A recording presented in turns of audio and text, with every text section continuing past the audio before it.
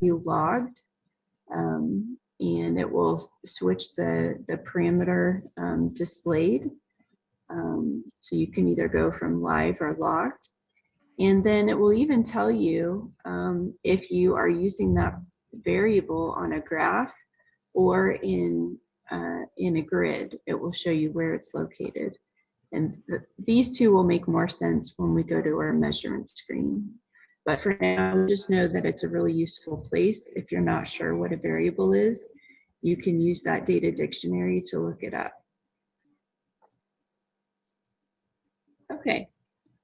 System settings, these are, this is a useful page to kind of customize how the instrument functions. And the first one at the top is your brightness. So you can move that, that slider around, and if you watch your display, it will get brighter or darker. You can also customize the volume of the beeper. So if you find it's really hard to hear, maybe you're in a room that has a lot of fans running and it's really difficult to hear, you could increase the volume of that, of the beeper. You can also change your date and time. So if you notice your date and time is not set correctly, here's where you can come and set it. You can automatically change your time zone if you like. If you switch time zones, you should be able to switch that as well. The two items at the bottom of this page are differences in clocks in your instrument. So remember earlier I mentioned there was a little computer inside of your sensor head and your chamber and your console. They all have different clocks in them. And if you are connected to a network, it will sync those clocks. But you may notice if you haven't been connected to a network in quite some time, you may notice that there's quite a difference between the clocks in the system. If you notice that, you can force them to automatically be synced. And that's what these buttons do. So if you notice any time difference, you can just press the sync button and it should reset the clock, and then you should notice that drift goes away. There is a coin cell battery located in each of these components. So there's a small one in the fluorometer, there's one in the sensor head, and one in the console. And those batteries are responsible for keeping the time when your instrument's powered off. When your instrument's powered on, it's going to draw power from your normal power supply, and that will keep the clocks at the right time. But as soon as you power off the instrument, those coin cell batteries are used. So if you notice routinely your time is drifting, maybe it's your fluorometer time or your head time, you notice it's consistently off when it's disconnected from power or disconnected from the network, then that's a good indicator that that coin cell battery needs to be replaced. Those are something you can buy locally, and we give you the specifications for those, I believe, in the manual. And if not, you can contact support and we'll be able to give you some additional information on what you need to look for to purchase those locally, along with some instructions on how to do it. Okay, some preferences that you may also want to know about is that you can have the instrument autofill your number pad and your keyboard, or you could uncheck those and have them always start with a blank box to type in the value. I prefer to start with my number pad filled automatically filled or always blank. Again, this is something, it's not essential, it's just a nice to have item. Okay, kind of in the middle on the right-hand side, we have the battery level.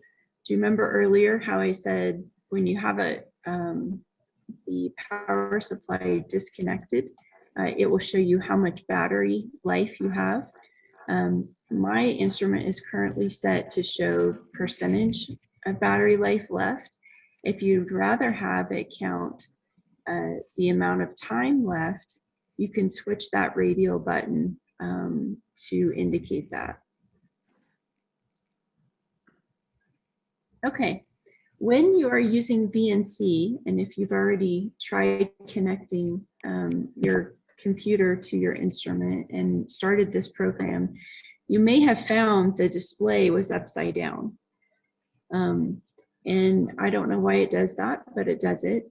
In order to see it right side up on your computer, you have to make sure that that checkbox is checked for flipping the screen.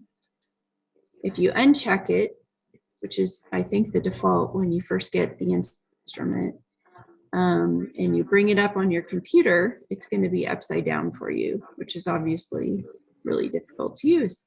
So just know that you can flip the screen based on your preference and how you use the instrument. There is a feature to be able to take a snapshot of all of your instrument parameters.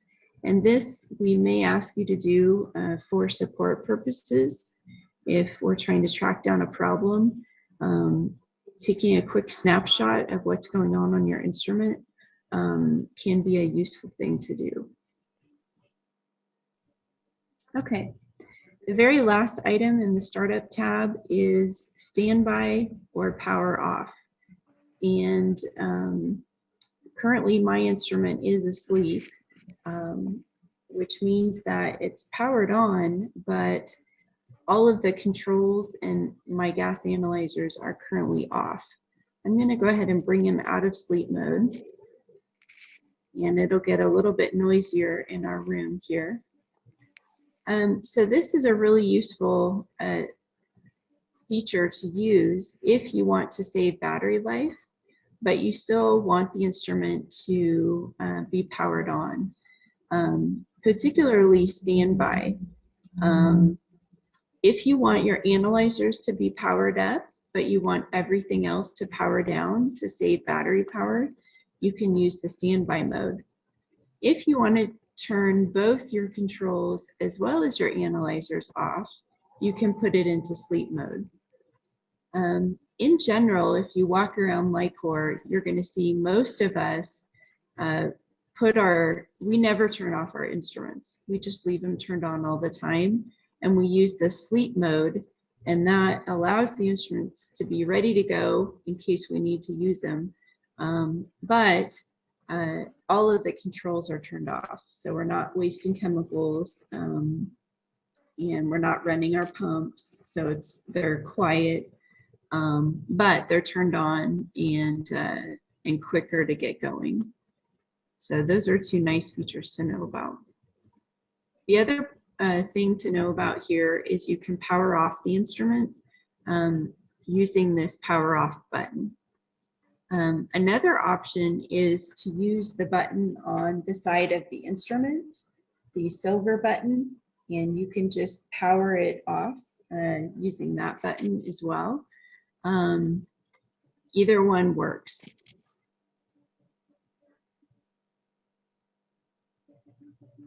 We probably prefer the software power off button a little bit more because if you hold the power button on the instrument in too long, then it will just automatically power off and not give you some warning messages. We do have a few warning messages, so if you have a data file open or there's a dry down process that we try to do before power off, those things will happen normally if you use your software power off button, Or if you then you would not get those additional questions when you power off the instrument. Okay, that's really your startup page. Again, you don't normally use a lot of these pages, but I did want to introduce them to you just so you are a little familiar with what's here. The next tab over is your environmental control, and we'll spend a lot of time tomorrow talking about environmental control. So I'm not going to spend much time today. Just know that, you know, anything that you might want to set in terms of the environment, it's all here in that tab. The next tab over is your constants tab, and the top item is your system constants. So you can actually change the averaging time of your analyzer. So if you want more averaging or less averaging, you can change that. You can also change the percentage of oxygen that you're using for your instrument. So again, earlier I talked about if you wanted to hook up your own tank air, maybe you have a lower oxygen content tank and you want to take measurements under non-photorespiratory conditions, then you would have to tell the instrument what percentage of oxygen you have in the mix. And the analyzers will automatically update the band broadening coefficients for a lower oxygen concentration. Normally you don't change these at all, but I did want to point out what they were for. The next tab down you'll use more frequently, which is gas exchange. Constants, and here you can enter what your leaf area is. Normally we assume you are filling the leaf area, so that's why we give you the different apertures. If you are working with really small leaves and you won't be able to fill the full 6 square centimeters aperture, then you may want to use the smaller aperture. And hopefully you'll be able to fill that leaf area just fine. If you're working with really narrow leaves or highly dissected leaves, you may not be able to fill the full leaf area, in which case you do need to enter the amount of leaf area you have in the chamber, because photosynthesis and transpiration are calculated based on your leaf area. And so if you're not able to fill that leaf area, you need to make sure to enter how much leaf area you do have in the chamber. Okay. The other parameter you can modify, and you will need to modify, is your stomatal ratio. And that is the number of stoma on one side of the leaf versus the other side of the leaf. Typically, if you're working with grasses, they have equal number on either side. So you would enter a value of 1. If you are working with broadleaves, there's usually more stoma on the underside than the upper side. And so, you know, there might be twice as many on the lower side as the upper side. So you might enter a value of 0.5 for that. If you are not sure what yours is, you can block off the upper side of the cuvette. We have an aperture, a one-sided kit that allows you to block off the upper side of the chamber so that you're only measuring gas exchange from the lower side of the chamber. And what you could do is you could see how much transpiration you have on one side of the leaf, and then flip your leaf over and measure the amount of transpiration on the other side of the leaf.